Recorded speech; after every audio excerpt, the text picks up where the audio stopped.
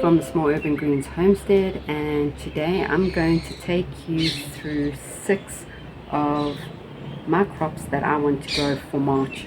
So all of these can be grown from now, which is the end of February, until May, and I'm just going to give you a run through on why I've selected these 6 crops. So my first one is called Kohlrabi, and I have 2 varieties here, purple and white Kohlrabi, and it basically is part of the brassicas family. If you ever Google what a Kohlrabi looks like, it looks like an alien, and the reason I've chosen this is because 2 years ago I went traveling and I tried it out for the first time in Cyprus and I fell in love.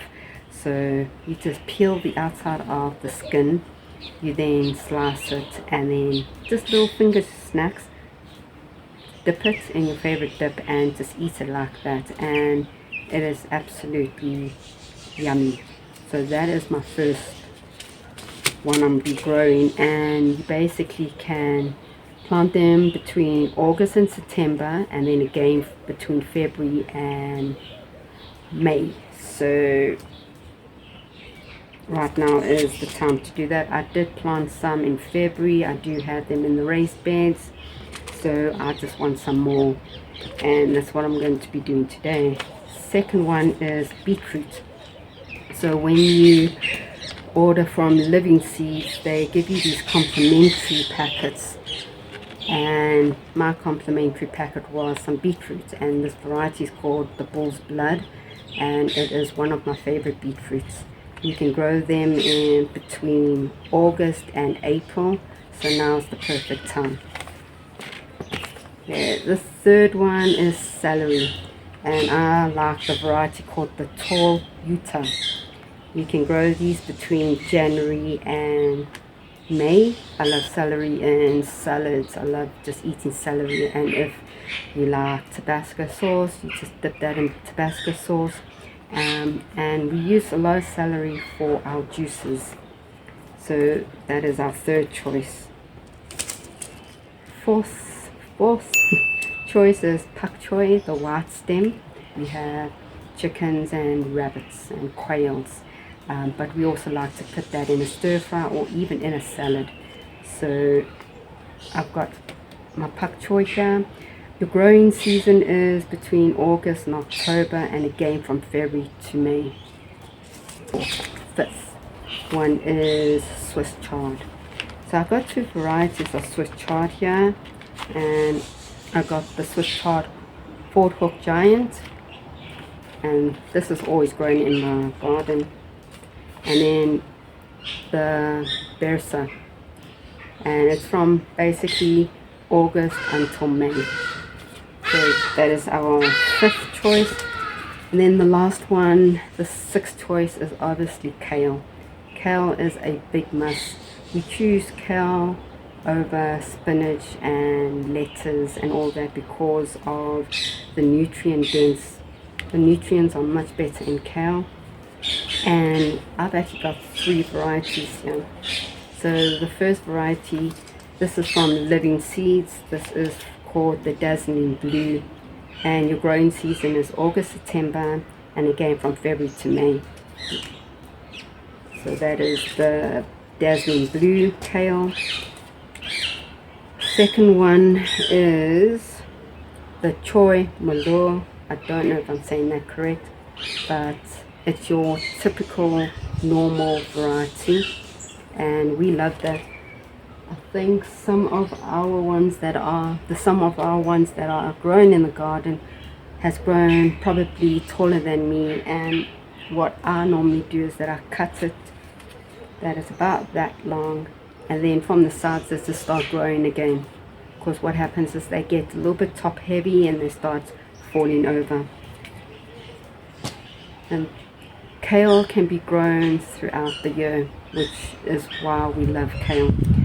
And then the last variety that I have not grown before is the palm kale. So I look forward to the palm kale. And these are my 6 varieties that you can grow. So I am in South Africa, in Johannesburg.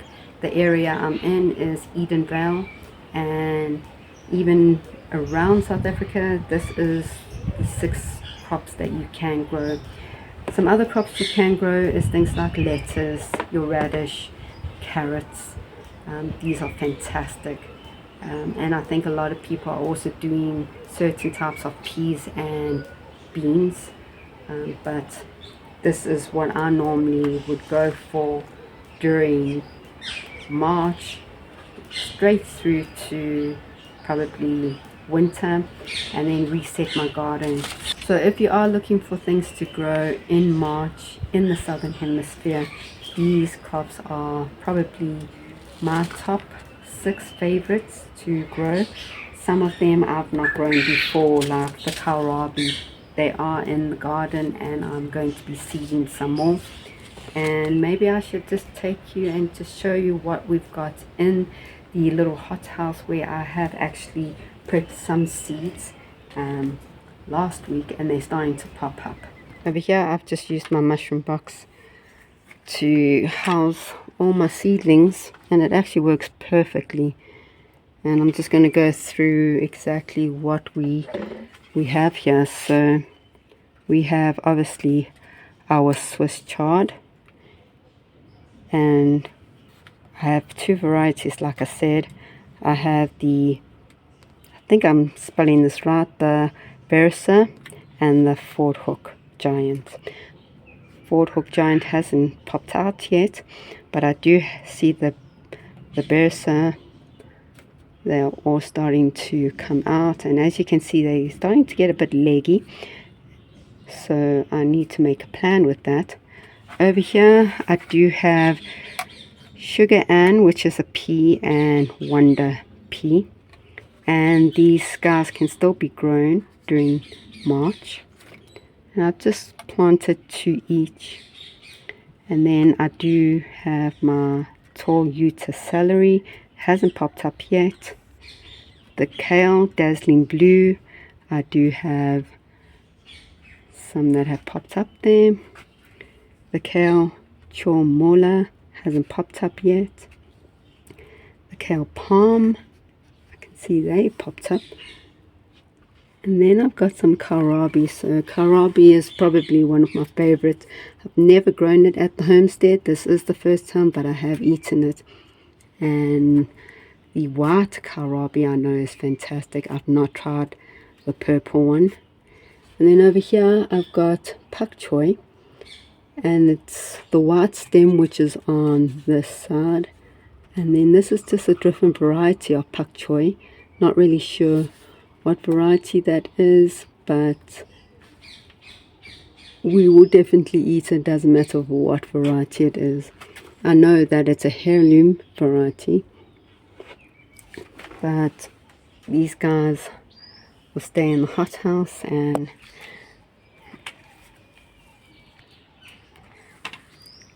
basically just grow a bit, where I can just open that door, start climatizing, and then put them in the actual garden. And then here in the garden, this is my very first blue kale. I think they call it the Dazzling Blue. It's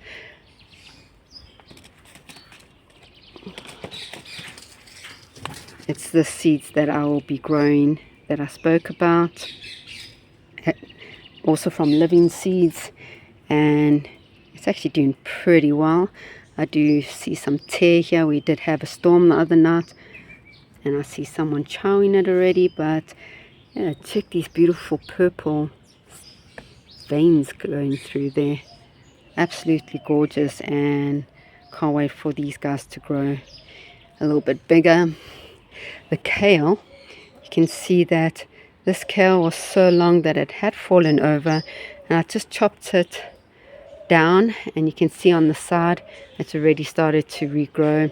This is, I think, the only original kale from seed that I've not chopped down, and I've actually put a pole in and then leant it against the fence there. You can see how tall it is. It's huge.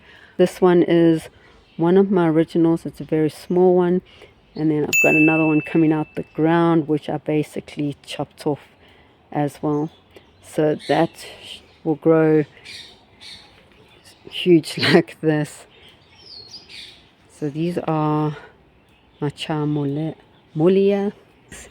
I do have some Kohlrabi growing, and this is one of my Kohlrabis. And I'm not really sure if this is the purple Kohlrabi or the white one, but I had a whole bunch of Kohlrabis and something just snapped every single leaf off, and I was just left with the stem. So I'm just protecting these guys. And also someone's been using my herb boxes, my raised boxes, as a cat litter, and we don't have a cat, so it is either a stray cat or the neighbor's cat.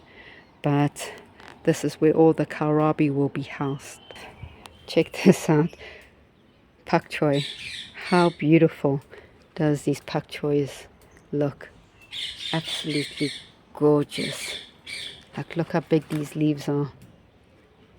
So we do have to harvest some, the outer leaves, so that new leaves can start growing.